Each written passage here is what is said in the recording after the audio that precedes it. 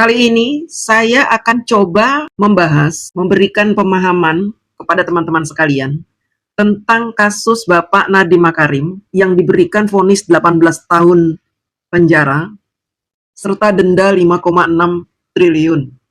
Yang menurut saya hukuman ini adalah hukuman yang paling sadis yang pernah saya dengarkan dari sebuah negeri di atas muka bumi ini.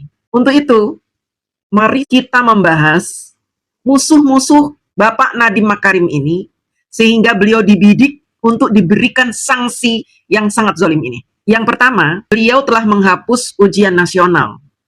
Teman-teman tahu, ujian nasional masa berebut lahan. Lahan apa? Penjualan kertas ujian. Apalagi ATK. Nilainya tidak tanggung-tanggung, teman-teman.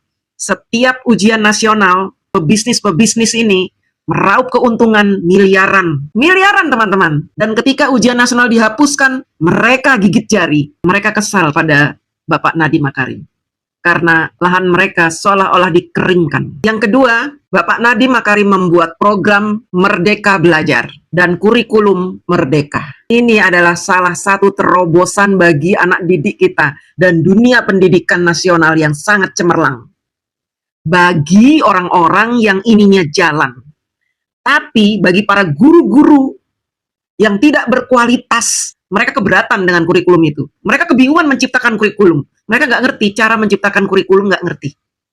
Padahal jika kita membuat sebuah lembaga pendidikan privat, kita harus punya kurikulum. Kita bersaing kurikulum dengan lembaga privat lainnya. Supaya apa? Supaya kita bisa mencetak anak didik yang berkualitas dengan kurikulum yang kita ciptakan. Tetapi sayangnya, di negara kita ketika diterapkan sistem kurikulum merdeka, belajar merdeka, mereka kebingungan.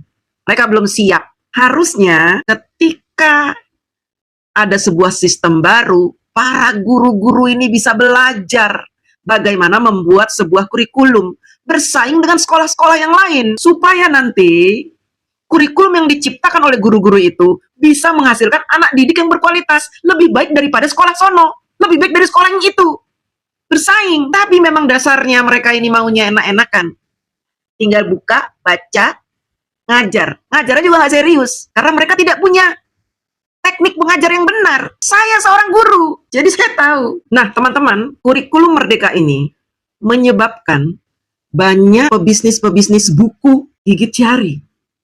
Karena otomatis buku-buku mereka menjadi tidak laku. Sehingga penghasilan